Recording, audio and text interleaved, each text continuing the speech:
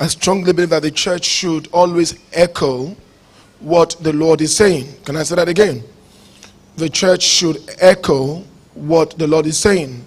The church should be a voice of the Lord. That's the essence of the church. And in the book of Revelations, we see Jesus saying to the angels of the church, the word angel simply means messenger. Messenger.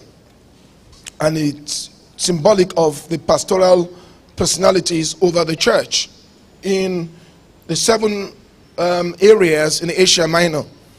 And he said 7 different messages to 7 different churches.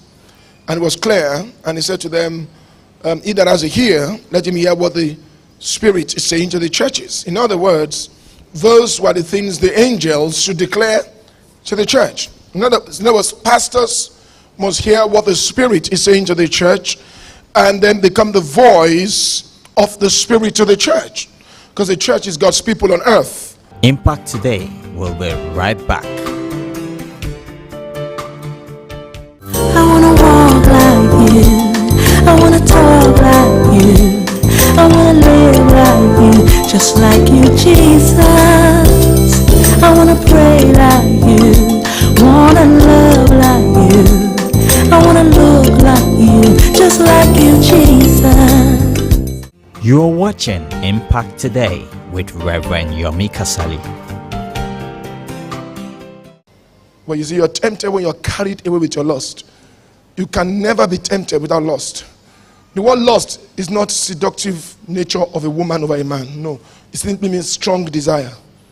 I have lust. There's some things I'm lusting for. There's a lust of the eyes, lust of the flesh, pride of life. There's lust. Lust simply means strong desires. All of us have desires, but some people have strong. You know when desire gets to the point of strong passion. Strong. That's an area of weakness. The only place that the devil can tempt you is a place of your passion. And that is strong. He didn't bring food to Jesus until he was hungry for food. What you're hungry for can be the thing that will make you fall. Be careful. Some of us are just so hungry for success. We're willing to forget Christ just to be successful. We're willing to go to work Sunday to Sunday. We don't care. We won't go to Bible study. Why? Success. We're so passionate. We lust for money. We lust after it. And that is the point. You see, in temptation, you see, the DNA of temptation, all of you look at me, it takes 2 to tango. The devil needs you to be able to tempt you. He can't tempt you in the areas where you're not lusting or hungry for. He can't tempt you there. There's some things I'm not hungry for. He can't tempt me there. I'm not hungry for it.